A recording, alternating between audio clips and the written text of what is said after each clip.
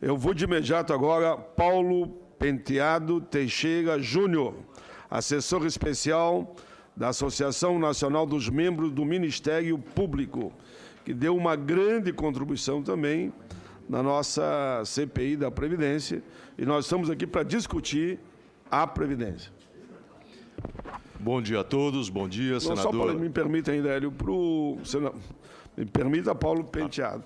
O Hélio, como foi relator da CPI, eu dei um tempo maior para ele, que é natural, mas queria dizer que aqui agora seria em torno de 15 minutos para cada um, mas sem nenhuma camisa de força, digamos. Muito obrigado, bom dia a todos, bom dia, senador Hélio Paim, bom dia, senador Hélio José. Com grata satisfação que retorno a essa casa a falar sobre um tema tão importante para a brasilidade, para o nosso futuro, e tema, senador Paim, que foi demonstrado, verdade que veio demonstrada no relatório dessa CPI. A verdade não se constrói, a verdade se demonstra, porque ela pré-existe a todos nós. O que se desconstruiu com o relatório da CPI foram as inverdades. E é muito importante dizer para todos aqueles que nos assistem que uma CPI é um instrumento legislativo constitucional. Lembro a todos que nós temos ao vivo para todo o Brasil. De investigação. Portanto, a CPI ela não cria dados, ela requisita dados, analisa os dados e expõe a situação em um relatório. A CPI não criou um discurso, a CPI demonstrou uma realidade. Muito obrigado pelo trabalho que os senhores fizeram para cada um de nós. Cumprimento a todos os integrantes da mesa, cumprimento também meu presidente, Vitor Hugo Palmiero, que aqui está, que dos Pampas, assim como o senador Paim, saiu para construir um Brasil melhor para todos nós. Meu amigo Paulo Boal, diretor de prerrogativas da Aramatra, o Luiz Alberto, consultor do Senado, e todos aqueles, a JUF, a Anfip, o SINAIP, os aposentados, todos aqueles que estão na nossa mesa. Pois bem, senador. Esta tabela está no relatório da CPI da Previdência, a página 115, e é um dos documentos mais importantes lá existentes. Por quê? Porque a nossa Carta Constitucional, ela traz o conceito de seguridade social. Seguridade social que integra previdência, assistência e saúde. Há determinadas prestações do regime de seguridade social que não possuem receitas próprias. E há outras situações, uma interface entre previdência e seguridade, que tem uma receita diminuta, como, por exemplo, o grande avanço da Carta Constitucional de 88, que é a aposentadoria rural.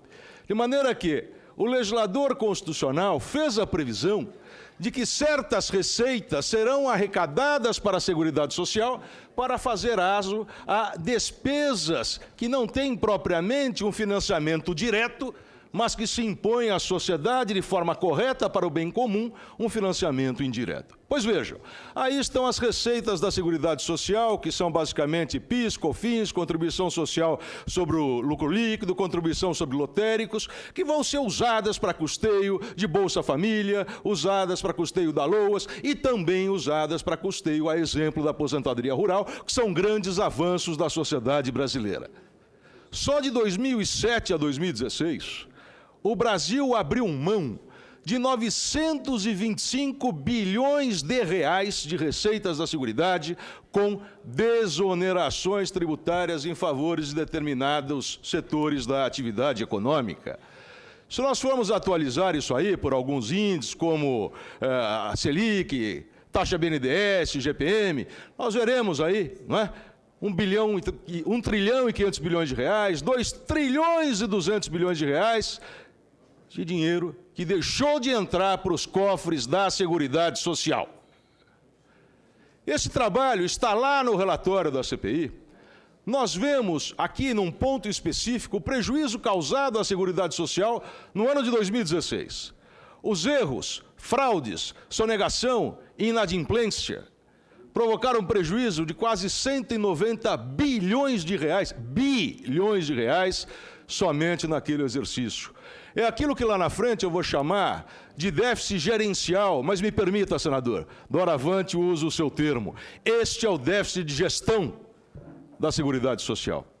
Mais 144 bilhões de reais de prejuízos causados por desonerações, que nós podemos chamar de um déficit legislativo, porque basta se mudar a lei para isso não acontecer. E 92 bilhões de reais, aproximadamente, de déficit causado pela desvinculação de receitas da União sobre as receitas da Seguridade Social. Portanto, a Seguridade Social perdeu seguramente, em 2016, 483 bilhões de reais. Isso é importante lembrar, isso é só o ano de 2016. Só no ano de 2016. A CPI também demonstrou... Mais uma vez dizendo, então, que não tem déficit. Não tem déficit, vamos ver lá na frente. Não tem déficit mesmo, senador. O déficit fiscal, que é um espelho momentâneo, ele pode ser perfeitamente resolvido se nós conseguirmos, não é, tirar do espectro jurídico o déficit legislativo e do espectro da gestão esse déficit gerencial. O estoque da dívida da Seguridade Social, entre as dívidas da Previdência propriamente dita e dívidas da Seguridade, chegam a quase 1 trilhão de reais em 2016. E aqui eu gostaria de fazer um parêntese para apontar que a Frentas, a Frente Associativa da Magistratura do Ministério Público, assim como outras tantas entidades, trouxe a sua contribuição para esse relatório na forma de 3 projetos de lei. Um projeto de lei para combater os crimes contra a Seguridade Social. Foi feito pela CONAMP.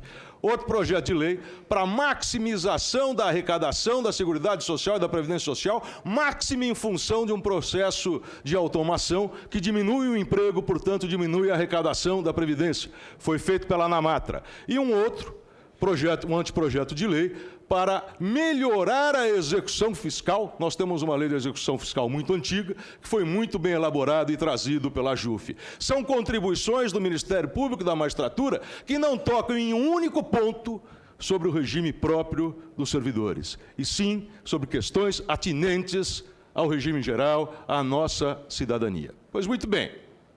Aqui eu apresentei esses dados na Assembleia Legislativa de São Paulo, não vou repeti-los, mas são os dados que dão aso à tabulação dos prejuízos da Seguridade Social, fica à disposição da CPI, eu vou adiantar o tempo e chegar a esse quadro trazido pela CPI.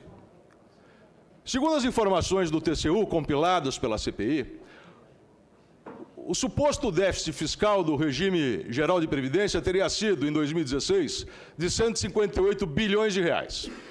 O suposto déficit do regime próprio, 43 bilhões de reais, e o déficit suposto do encargo financeiro dos militares da União de 34 bilhões de reais. O que geraria um suposto déficit total de 235 bilhões de reais, número que a princípio impressiona. Nós vamos ao outro quadro e poderemos nos impressionar mais ainda sem o tratamento correto da informação. A despesa da Seguridade Social, eu não concordo com esse conceito de Seguridade Social trazido, mas é ele que está aí.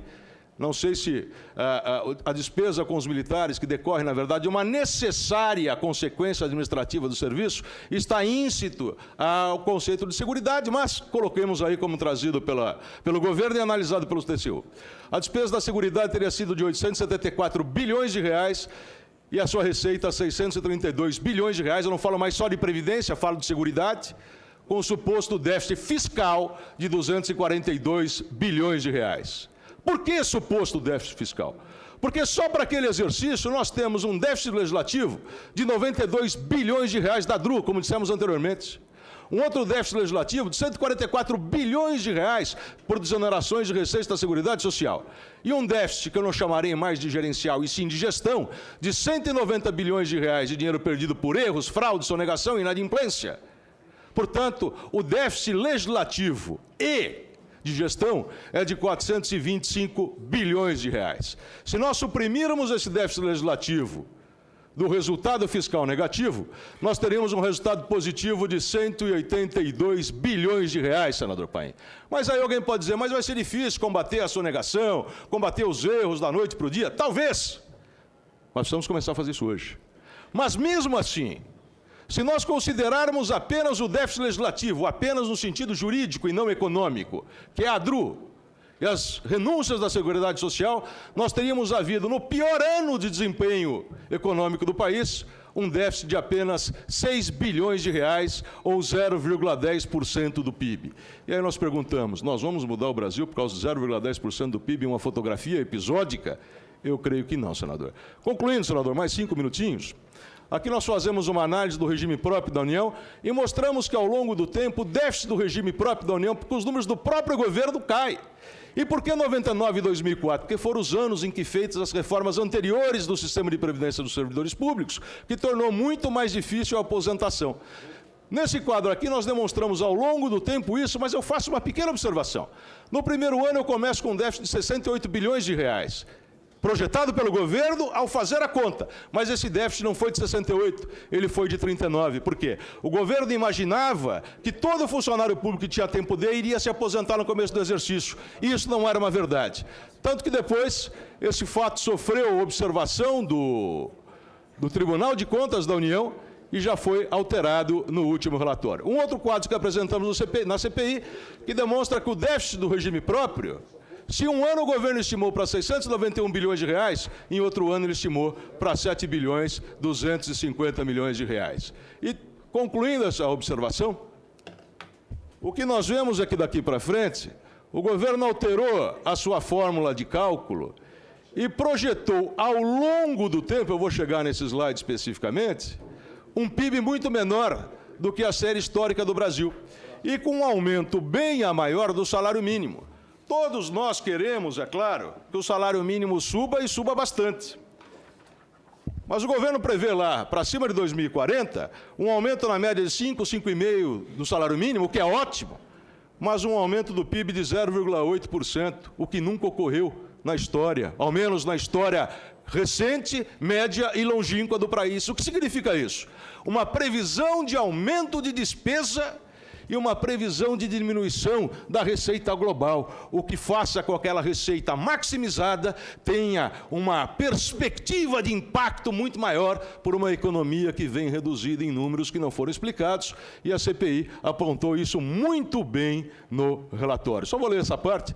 Aduzem que, comparado essas taxas projetadas, a média com o crescimento do PIB brasileiro do período de 96 a 2016, 2,38% ao ano, percebe-se que a média de crescimento da economia projetada para o longo prazo é inferior à que foi aferida nos últimos 20 anos. Isto ressaltam, mesmo tendo em vista que essa média real de 96 a 2016 já foi impactada pelo desempenho econômico, etc., etc., etc. São dados trazidos pelo TCU e colocados lá na CPI. Portanto, senador, a CPI da Previdência mostrou que a Previdência é viável, que Previdência não é sonho, que Previdência é realidade. A realidade do nosso futuro. Cumprimento Vossa Excelência pela bela frase, pelas belas palavras que trouxe no início, dizendo o seguinte: todos nós temos o direito amanhã de sermos idosos. Não podemos dividir brasileiros entre jovens e idosos.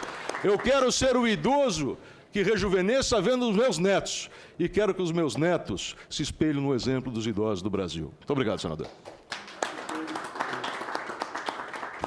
Muito bem, esse foi o Dr. Paulo Penteado Teixeira Júnior, assessor especial da Associação Nacional dos Membros do Ministério Público, da Associação Nacional dos Membros do Ministério Público. Muito dos seus dados, doutor Paulo Penteado, nós colocamos naquela cartilha. E a sua explicação aqui só fortalece aquela cartilha para mostrar que não é déficit, desde que pague de desviar o dinheiro. Resumo é isso. Pague de desviar o dinheiro, é sonegação, é roubalheira, é anistia. Aquela anistia de 25 bi para o Itaú, em pleno andamento da CPI, nós fomos informados que deram uma anistia de 25 bi. Uma medida provisória votada naquele período também, onde o relator na Câmara, um deputado, não vou citar o nome, porque não é o caso nesse momento, ele deu, na verdade, anistia a ele mesmo, em grande parte das dívidas que ele tinha com a Previdência. Aí não dá, né? Daí, claro que vai dar déficit. Todo mundo meter a mão, como é que chama? Uma casa sem fronteira e sem dono, que todo mundo entra e sai quando quer. Não é assim, a CPI mostrou que não é. Por isso, parabéns a Vossa Excelência.